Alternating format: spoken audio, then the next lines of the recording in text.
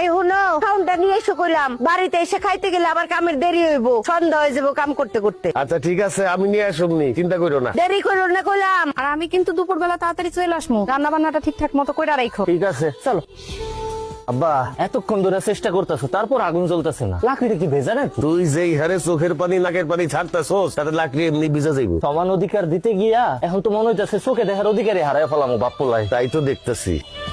আবার জ্বলছে জ্বলছে জ্বলছে, ধাক্কা দাও লাকড়ি জোরে ধাক্কা দাও।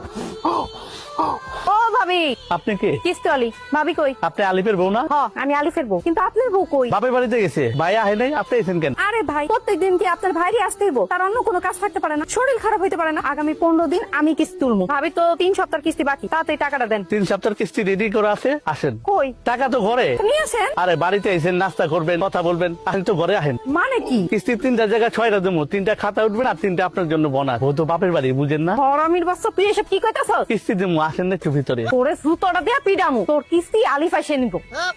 6 কিস্তি এক লগে দিতাম কিন্তু। কিরে রান্নার খবর কি? রান্না হইছে? ভাত হইছে? সব ভাত তো হইছে, তবে ছোট্ট একটা সমস্যা হয়ে গেছে। সমস্যা কি? হইছে করছস নাকি? তুই তো সব ভাত ফলাই দিছস। এখন আমি তোর মাল লেগে কেমনে ভাত নিয়ে যাবো? তাহলে তো দুপুরের মধ্যে খাবার নিয়ে যেতে কইছে। এ আব্বা, আমি তোমার একমাত্র পোলা, ভাতের মার গালতে গিয়ে আমার হাতটা পুড়ে গেছে, সেটা নিয়ে তোমার কোনো চিন্তা নাই। তুমি আসো মাল লেগে কেমনে ভাত লয়ে যাবে সেই চিন্তা লইয়া। তোর মার ভাত যদি আমি সময় মতো না নিয়ে যাই, তুই জানোস আমার খবর করে দিব। বউয়ের শাসন কি জিনিস, বউয়ের যন্ত্রণা কি জিনিস, তুই কি বুঝবি? এমন কইরা কইতাছো মনে হইতাছে তোমার একারই বউ আছে, আমার বউ নাই। আমি তারে কেমনে খাবার দিব সেটা কও, এটা বুদ্ধি দাও। এক কাম কর, উঠা মাটির থেকে সব ভাত উঠা ধুয়ে ফেলা। এই ভাতি ওকে খাওয়াবো, আমরা পরে রান্না করে খাবো। ঠিক আছে। তরকারির অবস্থা কি তোর? দেই তরকারি ও রান্না শেষের পথে, লবণটা দেখো তো। দেই লবণ হইছে।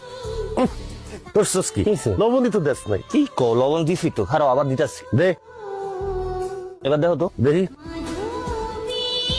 হয় নাই তো, আরো দে। এবার দেখো ফুসকেন সব হারাইয়া ফেলাইছো। তুমি তো একই চামচের থেকে বারবার লবণ সাইকা দেখতেছো, লবণটা হইবটা কেমনে? এখান থেকে দেখো, পাতিল থেকে দেখো দেখো। ঠিক আছে? ইয়াল্লাহ, এত লবণ দেয় মানুষ? তুমি নিজেই তো আমার লবণ দিতে কইলা, তাহলে এখন কি করুম? পানি দে, পানি কি করলি তুই? তুই কি এই তরকারির মধ্যে গোসল করবি? এত পানি দেয় কেউ? কি কো আপা, তুমিই তো আমার পানি ঢালতে কইলা। তোর মার সামনে তো আমি মুখ দেখাইতে পারুম না, লজ্জায়। খালি মার কথা লয়ে আইছো, আমি আমার বউয়ের সামনে কেমনে মুখ দেখাম? মারে আমি বুঝাই রাখবো, তুমি চিন্তা করো না। কি আর করবি? এগুলাই দিয়া দে, এগুলা লয়ে যাই। আল্লাহ জানে আজকে কি কবলে আছে। এটাই লয়ে যাও, যা আছে কপালে। হে বলা বেগম, আসো খাইয়া দাও, আসো আসো। এ বিকাল বাজে 4টা, তুমি এত করে খাও না? একটু দেরি হয়ে গেল, কি করুম কও? খাও। কামাক গেছেন আমার? মোরে কামাক গায় নাই, একটু ঠিক মতো কাম করতে হইব। আমার কাম আমি বুঝুম। আর দুইয়া তুমি আমার সাথে খায় না? না কে খাইতে হইব? তুমি প্লেটে খাও আর আমি বাটিতে খাইতেছি। প্রথম রান্না করছি তো, এর লিগে একটু বড় সুস্বাদু হয়েছে, দারুণ খাবার হয়েছে। তুমি আমার স্বামী খাও। এ খাও কইলাম, খাও কইলাম, মুখে দাও। আমি বৈশা বৈশা দেখি। হ্যাঁ, সুন্দর করে আমার স্বামী ভাত খাও। খাও খাও খাও।